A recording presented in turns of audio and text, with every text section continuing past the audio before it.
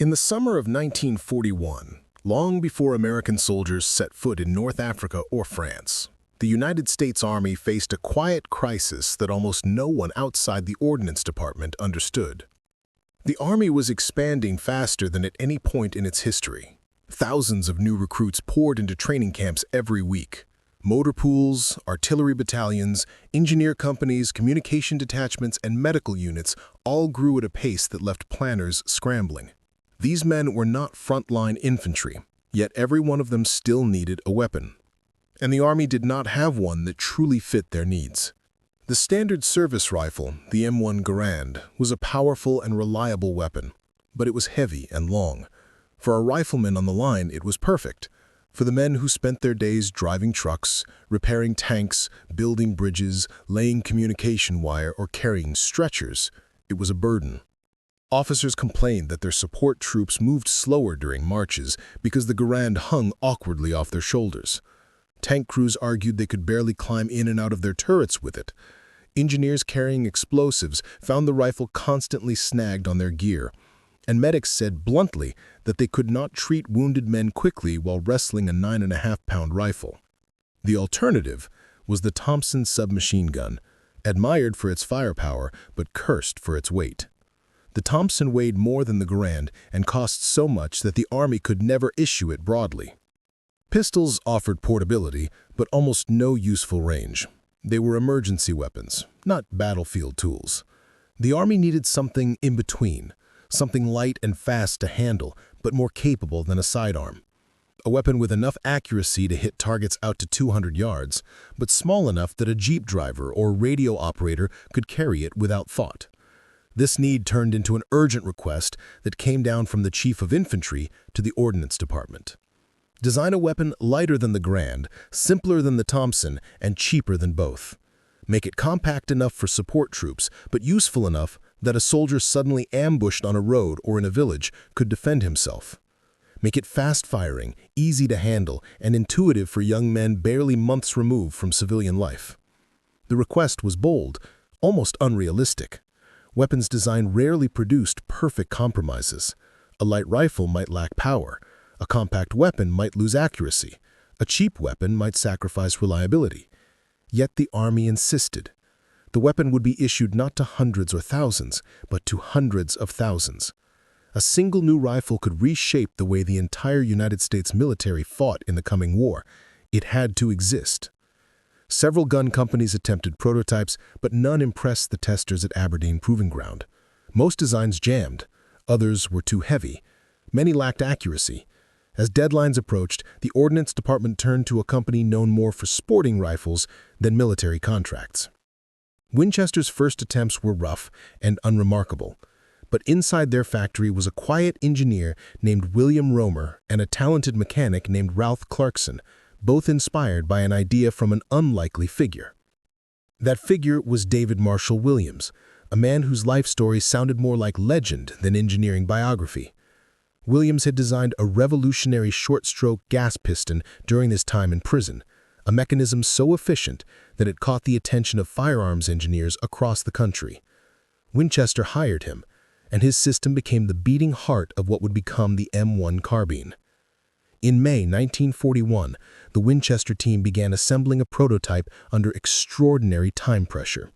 They worked day and night in a race measured not in months, but in days. Engineers slept on benches, designers redrew blueprints over cold cups of coffee. The workshop smelled of machine oil, hot metal, and tension. Every man in that room knew the stakes. If they failed, the Army would abandon the carbine concept entirely. If they succeeded, the weapon would arm a nation. What emerged from that frantic burst of creativity was unlike anything the Army expected. It was a small rifle, barely over 5 pounds, slim in the hand and quick to shoulder. It used a 15-round detachable magazine. It fired a mid-powered cartridge more accurate than a pistol, but lighter than rifle ammunition. It balanced effortlessly. Testers could fire it one-handed if needed. It was half the weight of the Garand and far easier to control under stress. When the prototype was presented at Ardennes, the officers were skeptical at first. The wooden stock looked too thin, the barrel too light. The weapon seemed like a toy next to the heavy steel rifles of the era. But the first test shot stunned everyone. The little rifle bucked lightly and returned to aim almost instantly. The testers fired again and again. Every shot landed cleanly. Every reload was smooth. Every malfunction that plagued earlier competitors was absent. Aberdeen wrote a simple line in its evaluation that would later become famous. "This is the weapon we asked for." Within months, the rifle was approved as the United States Carbine Caliber 30 M1. Production contracts went out to some of the largest industrial firms in the country. Lines formed. Stamping presses roared. Assembly workers filed stocks and fitted bolts. The United States was mobilizing for a global war, and the weapon that would quietly arm its vast and diverse forces had been born. No one at the time fully understood what they had created. The Garand would win the battles. The Thompson would storm the bunkers. The BAR would hold the lines. But the M1 Carbine would become something else entirely, something no other weapon in the war managed to be. It would become the rifle for everyone, the weapon of the common soldier, the sidekick of medics and tankers and engineers, the trusted companion of paratroopers, pathfinders, sailors, and supply convoys. 6 million would roll off American production lines, more than any other rifle of the war. And its journey had only just begun. When the first crates of M1 carbines left American docks in late 1942, the soldiers who received them did not yet understand that they were holding the most widely issued rifle of the entire war. They opened the wooden boxes expecting another heavy steel burden, another weapon that would slow them down during marches or snag against their gear. Instead, they found a rifle that barely felt like a rifle at all. Light in the hand, quick to shoulder, slim enough to tuck under an arm while climbing into a truck or crawling into a foxhole. Some men doubted anything that small could survive the brutal reality of combat. Others picked it up, cycled the action, and smiled. It felt right. The carbine's journey from prototype to frontline weapon was faster than anyone predicted. The United States was fighting across multiple theaters at once: North Africa, Guadalcanal, the Aleutians. Supply officers wanted weapons that could be issued to cooks, drivers, MPs, engineers, radio operators, and medics without slowing them down. The carbine filled that gap perfectly. It weighed barely over 5 pounds, less than half the weight of the Garand. It carried 15 rounds in a magazine that could be swapped in seconds. It fired as fast as a soldier could pull the trigger. And at short to medium range, its accuracy surprised even seasoned marksmen. When the first units reached North Africa in Operation Torch, the reactions were mixed but memorable. Tank crews loved it immediately. For months, they had struggled with trying to store full-length rifles inside cramped turrets. Every time they bailed out under fire, their rifles caught on hatches and straps. The carbine changed everything. It slipped into turret racks without trouble. It slid across a tanker's lap without interfering with controls. It was ready the moment a tanker hit the ground. Engineers discovered its value during bridge construction and demolition work. Unlike the heavy Garand, the carbine stayed out of the way while they handled cables, explosives, and equipment. When sudden firefights erupted along river crossings, the carbine gave them real firepower that a pistol could never match.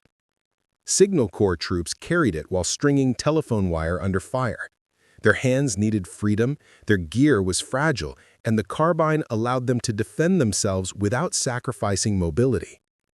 Medical corpsmen, perhaps more than anyone, embraced the carbine with gratitude. A medic's job required speed above all else.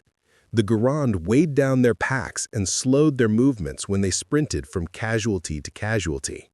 The Thompson was too heavy and too expensive. Pistols left them helpless in extended firefights. The carbine became the perfect compromise. Many medics said it allowed them to choose when to fight and when to save lives without being hindered by their own gear. The carbine's spread continued as American forces moved deeper into Tunisia. It appeared in supply convoys, along desert roads, in the hands of truck drivers who had once been easy prey for sudden ambushes. It rode in jeeps across rugged hills. MPs used it at roadblocks and during prisoner escorts. Even chaplains were issued carbines in some units because the rifle was light enough to carry alongside their essential equipment. By mid-1943, the carbine had reached the Pacific in large numbers. There, its advantages became even more obvious. Jungle warfare punished soldiers carrying heavy rifles. The dense vegetation made long rifles awkward and slow. The humidity ruined gear. Long patrols drained strength. A rifle that weighed 5 pounds instead of 10 was a gift. Marines used the carbine while scouting through thick growth, often praising its balance and speed. Navy Seabees working on islands from Guadalcanal to Tarawa embraced it as the only weapon that fit their unpredictable days. One hour they were building airstrips, the next they were fighting off enemy snipers. But the carbine's real explosion in popularity came in Europe. When American troops landed in Italy and later in Normandy, the carbine accompanied them in staggering numbers.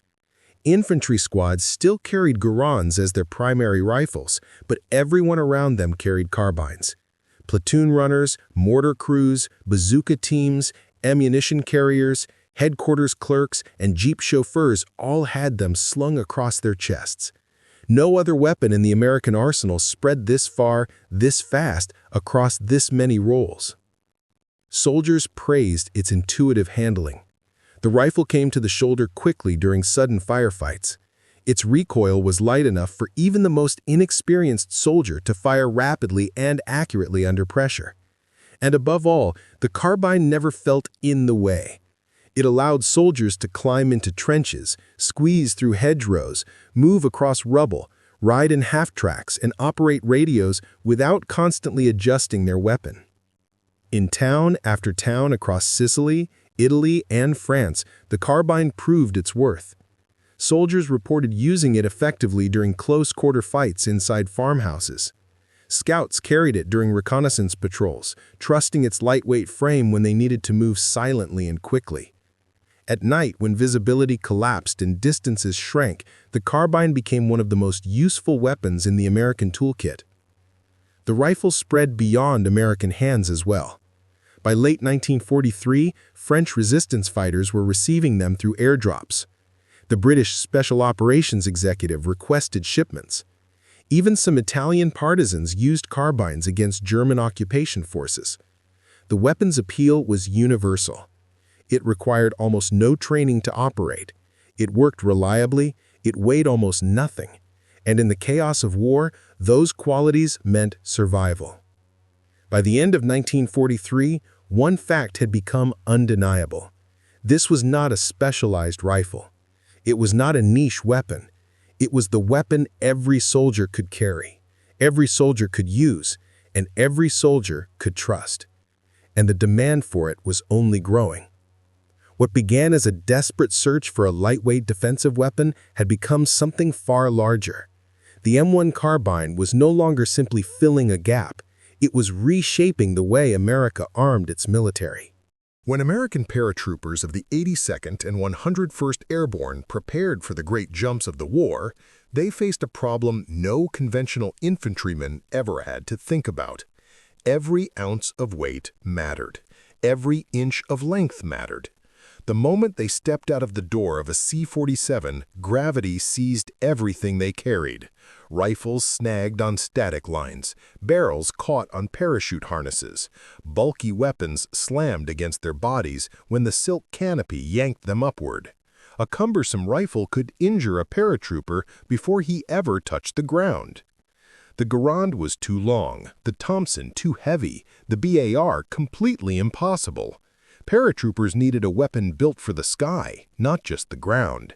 And that need turned the M1 Carbine into one of the most iconic paratrooper tools of the entire war. The standard carbine solved many problems already. It was light, compact, and quick to shoulder. But it was still awkward when strapped across a trooper's chest during a jump. Tank crews had turret racks, engineers had trucks. Paratroopers had gravity. Their world was a violent tumble of wind, canvas, and straps. They needed something even more compact, something that could fold. Winchester and Inland Division answered with a redesign that would become legendary. They replaced the wooden stock with a steel wireframe attached to a hinge. The barrel remained the same, but the rifle could now collapse into a size small enough to sling tight across the torso. It was officially designated the M1 Carbine, the paratrooper model. The folding stock transformed the weapon into something entirely new. With the stock folded, the rifle tucked neatly against a trooper's body. It would not catch on lines or gear. The paratrooper could land, roll, rise, and snap the stock open in one clean movement. That fluidity meant survival in the dark chaos that came after landing behind enemy lines. The weapon was quick, elegant, and made for motion. Pathfinders, the men who jumped first to mark landing zones, fell in love with it instantly. Their missions demanded stealth and speed. They needed a weapon that could fire quickly without weighing them down during long night marches through unfamiliar terrain. The M1A1's lightweight allowed them to run across fields in Normandy, dodge German patrols, and slip through hedgerows without the banging and clanging of a heavy rifle. When the beacons were set and the sky filled with hundreds of parachutes behind them, the carbine was the weapon they trusted to protect their positions.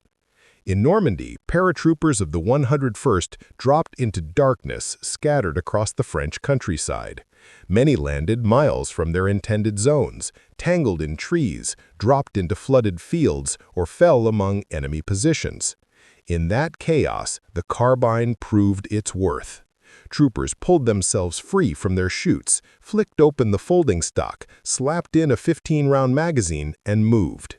In the dim light of dawn, carbines crackled across hedgerows as small groups of paratroopers linked up and began fighting toward their objectives. The carbine's advantages did not stop with its portability. Its light recoil allowed troopers to fire accurately while on the move. Its semi-automatic action gave them volume of fire that closed the gap between rifles and automatic weapons. Its shorter barrel made it ideal for fighting inside cramped farmhouses and barns, exactly the environments where so much of the Normandy fighting took place. Veterans of Sainte-Marie-Église remembered the carbine as the first weapon they fired on D-Day. Scouts moving through bocage lanes parried them with confidence. Radiomen who needed one free hand kept carbines slung across their chest. When small groups of troopers held crossroads, they often did it with a mix of Garands, Thompsons, and carbines. But the weapon everyone could carry easily was always the carbine.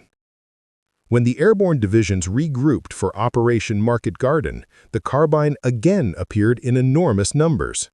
Troopers leapt over Holland carrying M1A1 strapped tight beneath reserve chutes.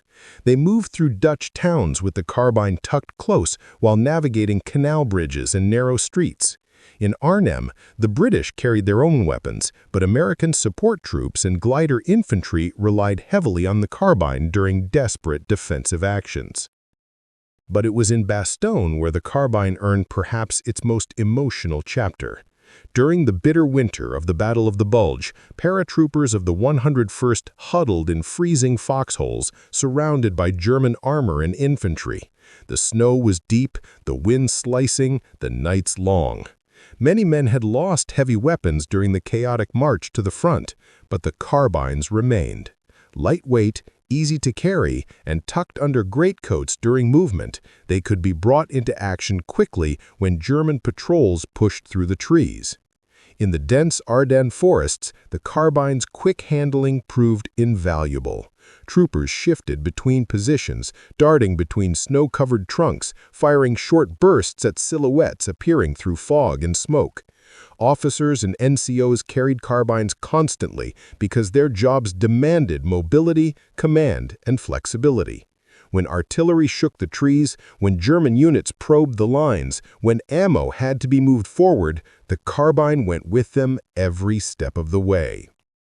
The M1A1 was not perfect. Its short range reduced stopping power in extreme cold.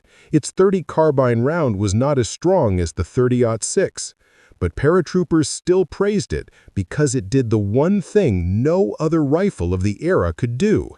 It stayed out of their way until the very moment they needed it, and then it delivered. By 1944, photographs from every airborne operation told the story clearly. Helmet nets, jump jackets, bandoliers, and woven through the center of those images, the unmistakable outline of the M1 Carbine's folded wire stock.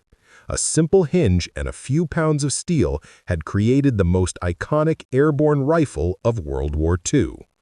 The carbine was not just a weapon the airborne used. It became a part of their identity, a symbol of mobility, speed, and independence, a rifle built not for trenches or fixed lines, but for soldiers who dropped from the sky. Long before the M1 Carbine became a symbol of airborne troops, it had already woven itself into the daily life of thousands of American servicemen across every corner of the war. No other weapon of World War II slipped so effortlessly into so many roles. No rifle, no submachine gun, no pistol, no shotgun, not even the mighty Garand matched the carbine's reach. It was everywhere because it fit everywhere. It did not demand space, it did not demand strength, it did not demand special training. It simply worked, quietly and reliably, for soldiers whose jobs were as varied as the war itself. For tank crews, the carbine was nothing short of liberation. Inside the steel belly of a Sherman, space was measured in inches. Everything was cramped, everything was hot, everything was loud. Tankers carried tools, radios, spare parts, maps, ammo cans, and personal gear, all jammed into a machine designed around armor and firepower, not comfort. A rifle like the Garand was impossible to maneuver. Even the Thompson, despite its compact size, weighed so much that it slowed a tanker during emergency bailouts. When a tank was hit and the crew had seconds to escape, a weapon that snagged on a hatch or caught on webbing could be fatal. The carbine changed that instantly. Its small size allowed it to fit in turret racks or hang inside the hull without getting in the way. Tankers could grab it with one hand while climbing out of a burning vehicle. The rifle was fast enough to use while running for cover and light enough that a turret gunner could swing it out of the hatch before dropping to the ground. It gave armored crews a level of mobility and personal security they had never had before. Combat engineers found the carbine even more valuable. Their work required constant movement and dexterity. They carried satchel charges, Bangalore torpedoes, flamethrowers, axes, picks, wire cutters, and mine detectors. A heavy rifle would slow the entire team and make delicate operations clumsy and dangerous. The carbine solved every problem at once. Its weight barely registered on a soldier already laden with gear. Its compact frame allowed engineers to crawl under barbed wire or climb riverbanks while keeping the weapon at hand. When engineers breached obstacles under fire, the carbine gave them the ability to defend themselves without sacrificing speed. Its role in clearing roads, blowing bridges, and leading assaults made it a constant presence at the front. Seabees, the Navy's construction battalions, embraced the carbine as if it had been designed specifically for them. They worked under some of the harshest and most unpredictable conditions of the war. One day they were pouring concrete and laying runways. The next day, they were under sniper fire while building docks. The carbine rode slung over their shoulders while they hauled lumber, set steel pilings, or operated bulldozers. It was always ready, always close, always light. The Seabees respected practical tools above all else, and the carbine quickly earned that respect. In the Pacific, the carbine became the weapon of choice for Navy shore parties and landing crews. When Marines pushed inland, these men unloaded supplies, established beachheads, guided tanks onto the sand, and braved incoming mortar fire. They needed a weapon that allowed them to work with both hands but still react to danger instantly. The carbine's small size and ease of use made it ideal for the unpredictable chaos of amphibious operations. Medical corpsmen continued relying on the carbine throughout the war. Every medic understood the importance of being light on their feet. A heavy rifle reduced their ability to reach the wounded, but medics also knew that the Geneva protections they expected on paper meant little on the battlefield. Japanese forces often targeted medics deliberately.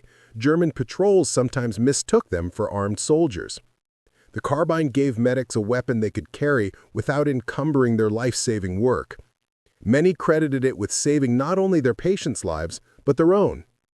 Signal Corps units, often operating near the front to maintain communication lines, used the carbine constantly. When laying wire through towns, over hills, or across open fields, they carried bulky reels and delicate equipment. The Garand would get caught on the spools. The Thompson was too heavy. The carbine could be slung across the shoulder and forgotten until needed. The carbine also became the natural weapon for military police. MPs guarded roads, handled thousands of prisoners, directed traffic under shell fire, and patrolled newly captured towns. The carbine gave them authority without weighing them down during long hours of checkpoint duty. It became a part of their silhouette as recognizable as their white helmets. Officers in every branch adopted the carbine with enthusiasm. Commanders needed to move, point, signal, run, and shout. They could not do that easily with a heavy rifle. Many officers considered the pistol insufficient for real combat, especially in Europe, where close-quarter engagements inside towns were common.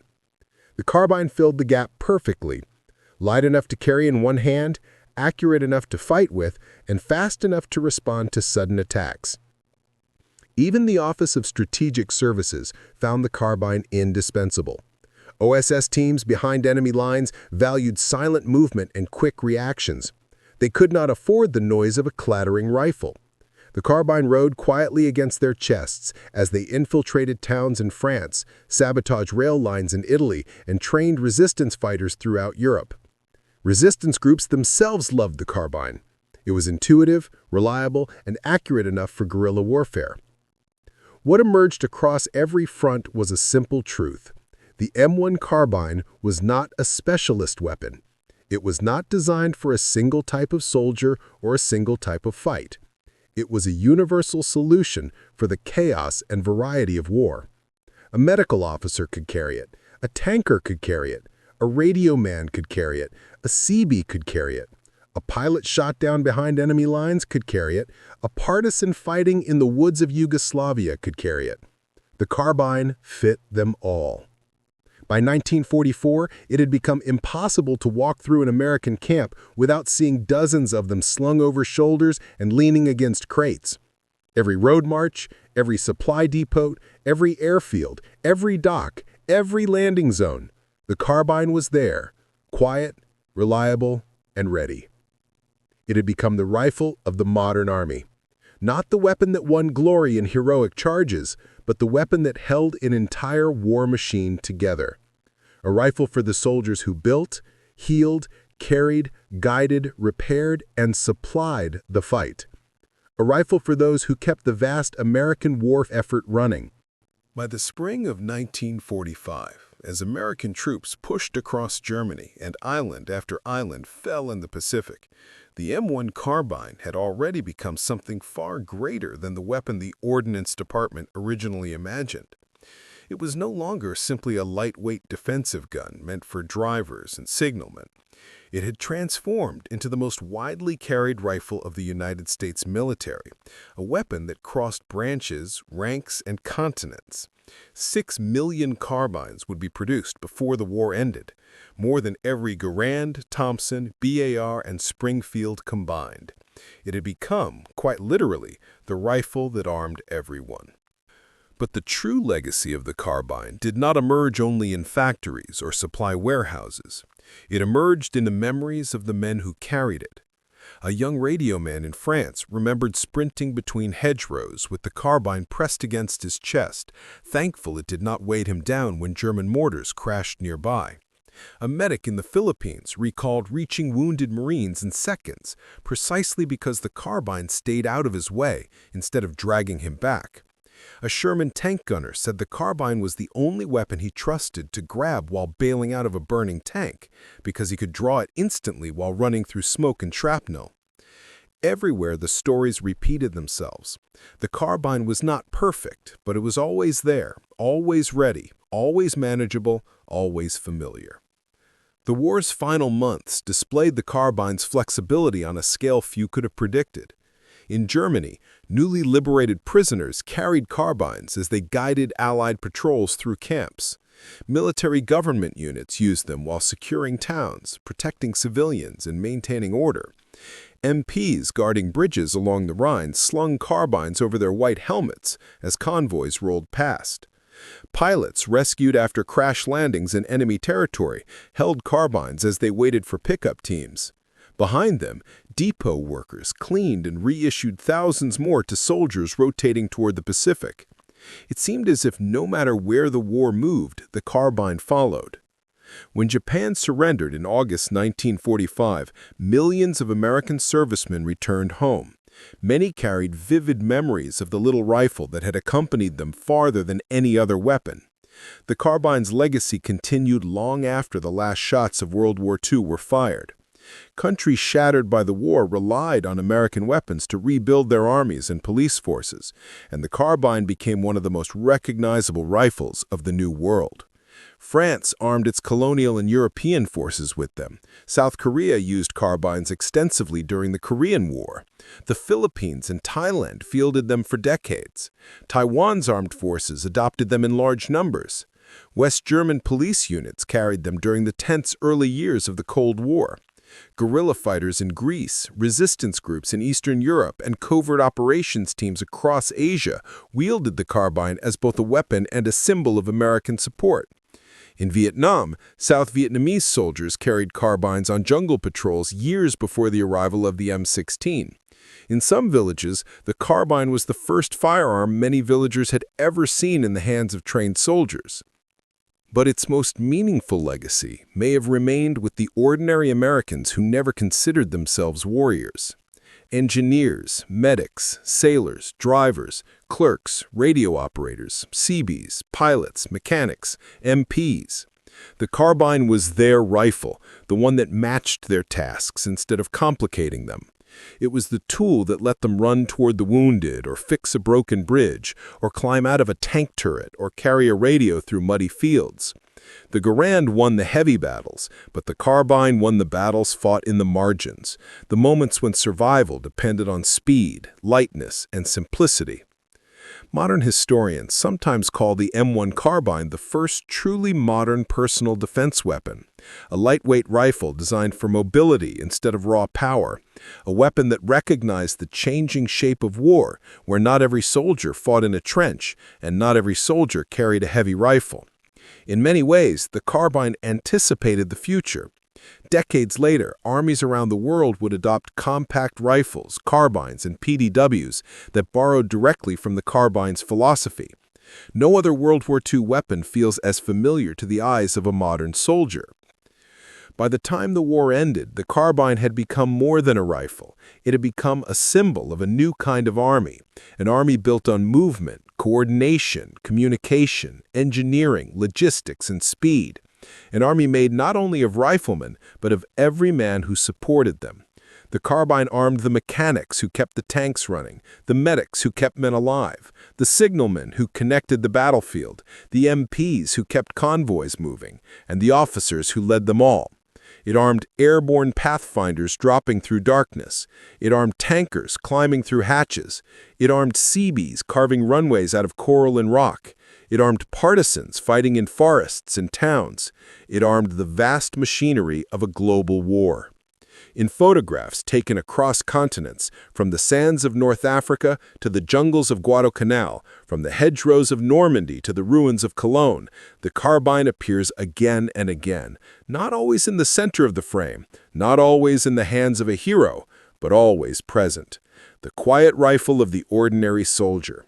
The rifle carried not by one kind of man, but by every kind of man. The M1 Carbine never claimed the spotlight, it never sought glory, but it did something far more important. It became the weapon that held the American war effort together, the weapon that armed everyone.